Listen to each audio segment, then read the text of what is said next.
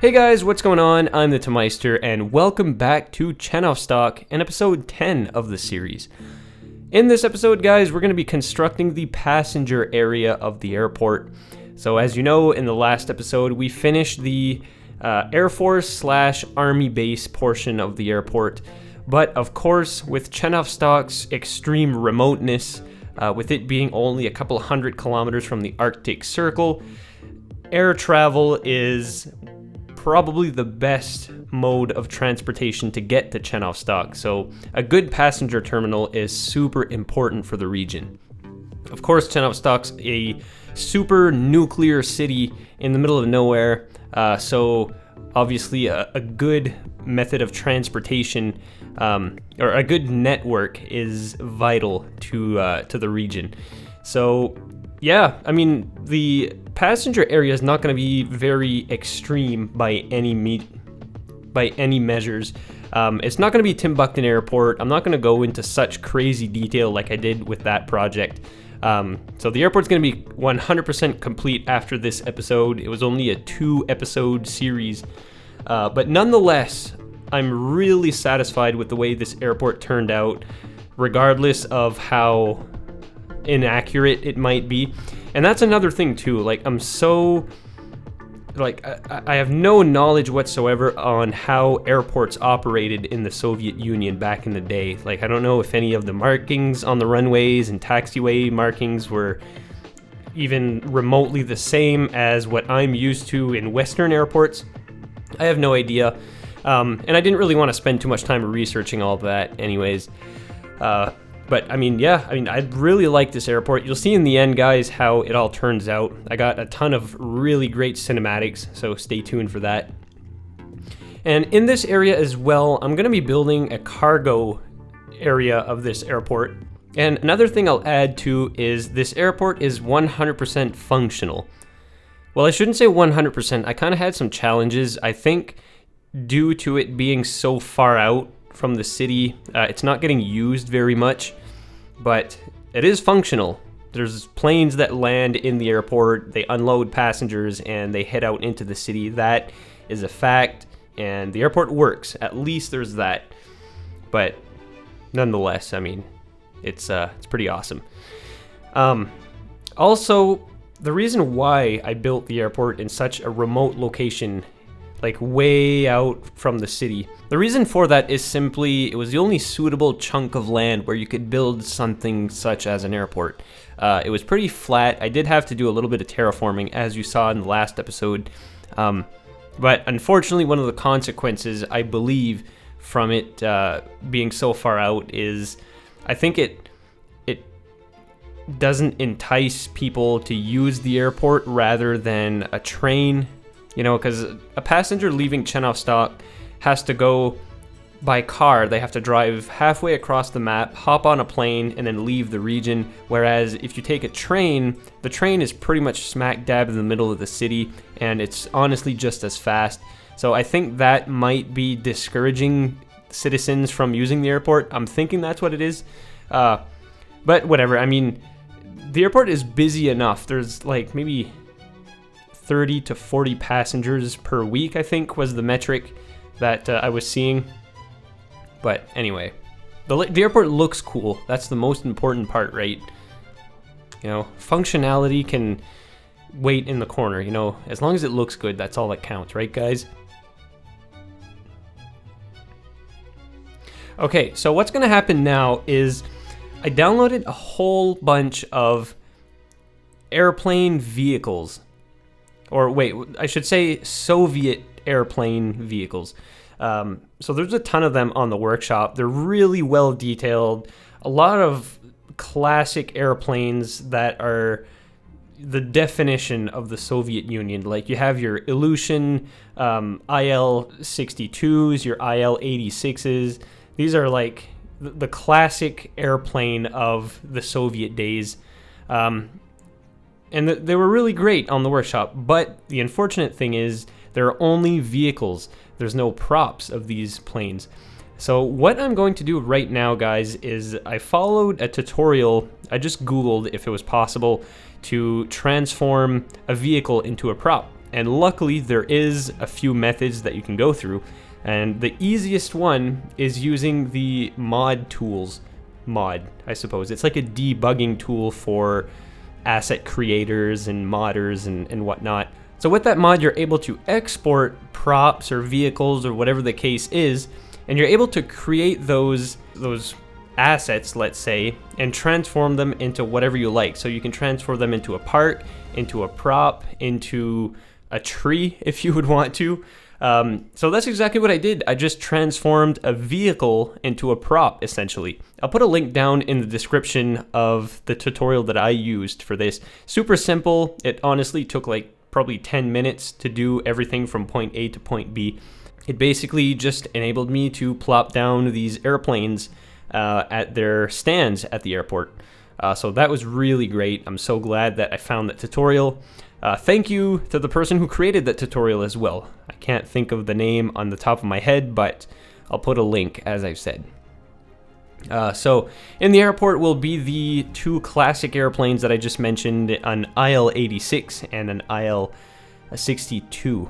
Very distinct airplanes, very unique. Like, you would never find an airplane that looks anything like this in the West at all.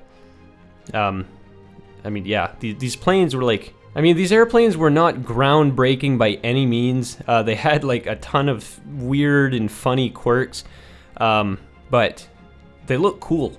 And what's cool is they both come in the Aeroflot livery. That's the main airline for the Soviet Union. That's the main airline for Russia even today. Another challenge I had with this airport, of course, a lot of the props, or I should say a lot of the airport props that are on the workshop are Western. So all the little trucks, fuel trucks, baggage carts, they're all what you would find in a typical American or even European airport.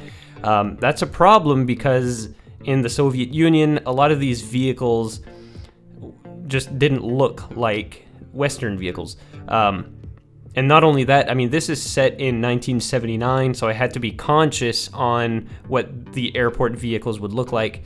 But I made do with what's available on the workshop. I plopped down some fuel trucks, and for baggage handlers vehicles, I had no choice but to plop down like some box trucks.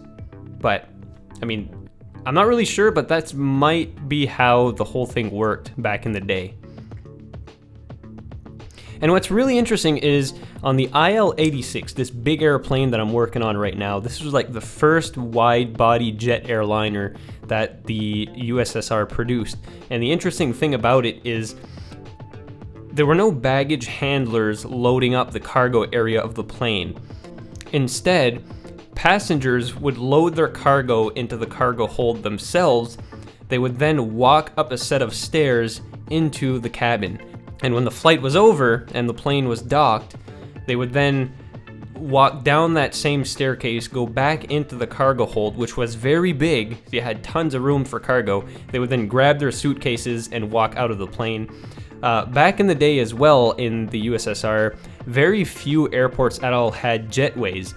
So they had to rely on either the stairs that would drive up to the airplane, or the IL-86 actually had a set of stairs that would pop out from the back of the plane right onto the tarmac.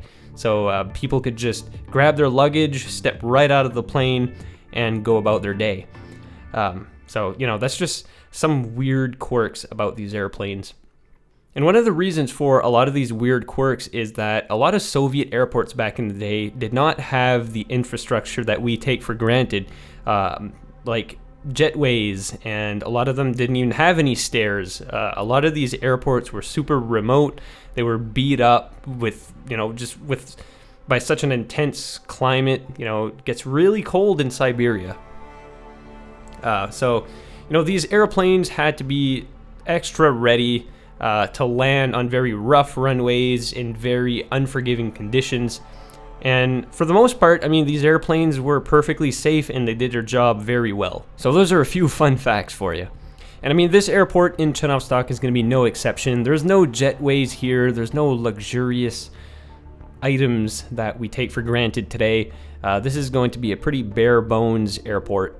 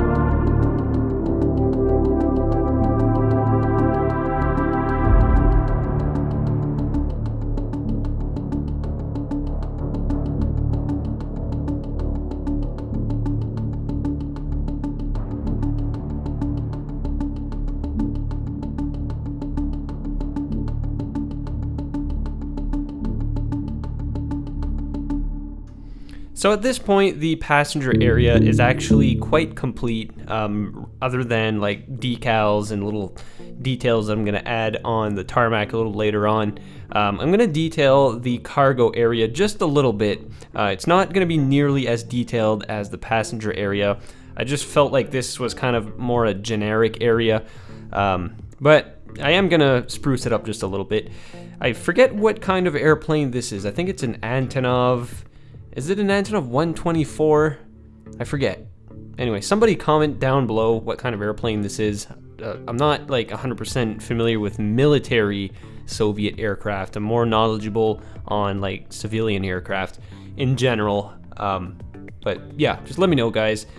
Now, the cargo area is unfortunately not functional. I forgot to look for like a cargo parking area for an airplane, but that's okay. I'll probably add some functionality later on down the road if I think it's necessary, but at this point, I mean, between like trains and road transportation, it's probably not necessary. So yeah, for the next little bit, guys, I'm just gonna go to town with decals. Of course, the passenger area is going to be no better than the military area as far as like pavement quality goes. It's going to be full of patches and potholes, and I'm not sure if it was like to this extreme back in the Soviet days. Like, I'm sure it wasn't really that bad, but I do know that some remote areas in the USSR were quite in disrepair. So this is going to be it for this episode, guys. I have a few little details to plop down and we'll get into the cinematics. So I'd just like to thank you guys so much for watching this episode. If you enjoyed it, give it a thumbs up. Also be sure to subscribe to the channel and also check out my Patreon page if you'd like to support the channel even further. Next episode of Tchenovstok, I'm not really sure what we'll get into. I'm sure it'll be just as fun as the airport, but we'll just see. We'll see what pops into my repository of interesting things to build. But anyways, guys, stay tuned for some awesome cinematics coming right up. And until the next episode, take care.